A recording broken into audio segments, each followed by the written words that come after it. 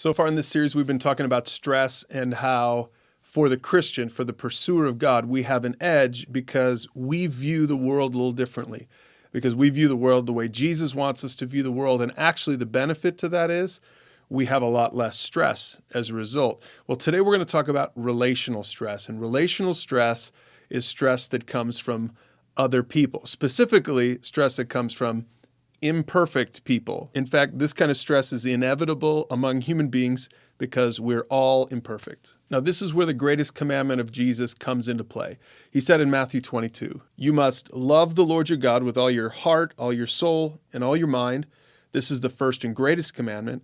And the second is equally important. Love your neighbor as yourself." And so for followers of Jesus, loving people is the second greatest thing you can do in your whole life. And that means God does not let us opt out of relational stress. Now, we don't have to like people, but we have to love people. Liking people a lot of times has to do with sort of the way they treat us, and sometimes it can be a little selfish. I like this person because I like how they make me feel. Well, loving people is a lot more selfless, because when you love someone, a lot of times it's not because of who they are or what they've done for you, it's just that you love them. A perfect example of this is an obnoxious junior hire that's hard to like, but at least mom and dad love the kid. So what does love look like? Well, the Apostle Paul tells us in 1 Corinthians 13. Love is patient and kind. Love is not jealous or boastful or proud or rude.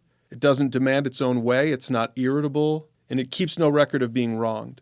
It doesn't rejoice about injustice, but rejoices whenever the truth wins out.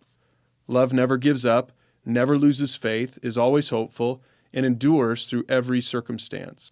Now, some of you reading that passage are getting stressed out because you're thinking, well, this is part of the problem. I have to be patient and kind, and I'm not always patient and kind.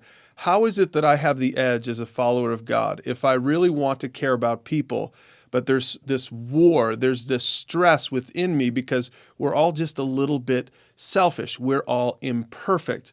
Well, that's what John talks about. He says, as we live in God, our love grows more perfect. Such love has no fear because perfect love expels all fear. We love each other because he loved us first. So John says that perfect love trashes fear, anxiety, relational stress. And here's how this works.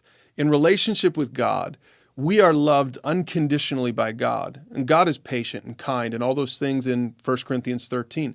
God acts that way toward us. And what happens is as God loves us and we experience that love from God, then we begin to reflect it. It begins to change us and transform us. And that's the kind of edge that we have.